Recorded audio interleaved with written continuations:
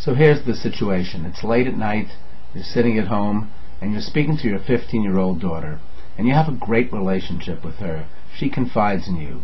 You're talking about the dangers of all kinds of difficult behaviors and trials and tests that teenagers face these days, alcohol, peer pressure, drugs, all kinds of things.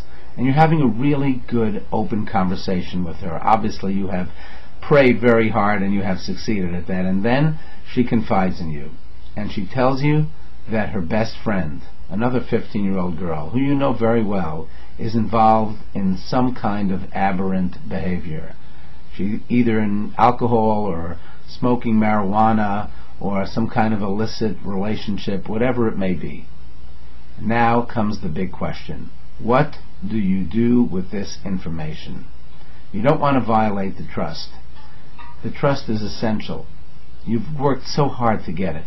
You don't want to violate the trust, and you don't want to tell the parents of the other child, even though you know that the parents know nothing about this, because maybe it's just not your business. And on the other hand, wouldn't you want to know?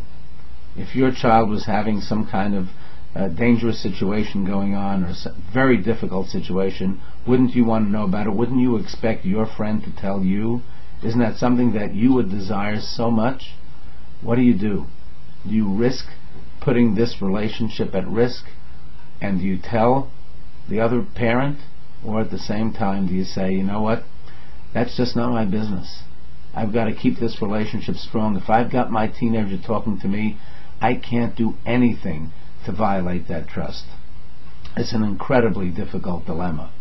And of course, Jewish law tells us that there are times that one must violate trust. But this is not only a question of law. This is a question of what is best for the education, the relationship of your child, and the other child as well.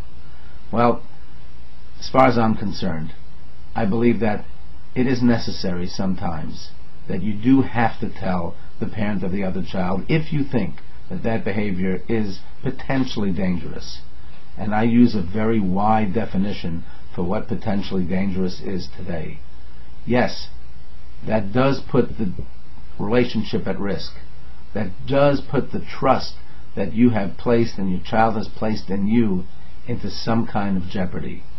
But of course I would tell the child, and I'd say, listen, I want you to understand, with almost everything I can keep a secret, but sometimes some things are just more important than that. I wouldn't tell the parents without telling my child that I'm doing so, but I would explain that there are times that that line just needs to be broken. It's very difficult. You may not agree with me. You may feel that no matter what, we have to keep the trust of our children. I feel that there is a time, there is a place that we have to go further and let the parents know what's going on. It is a dangerous world out there. Let me know what you think. You know that I think this is something to think about.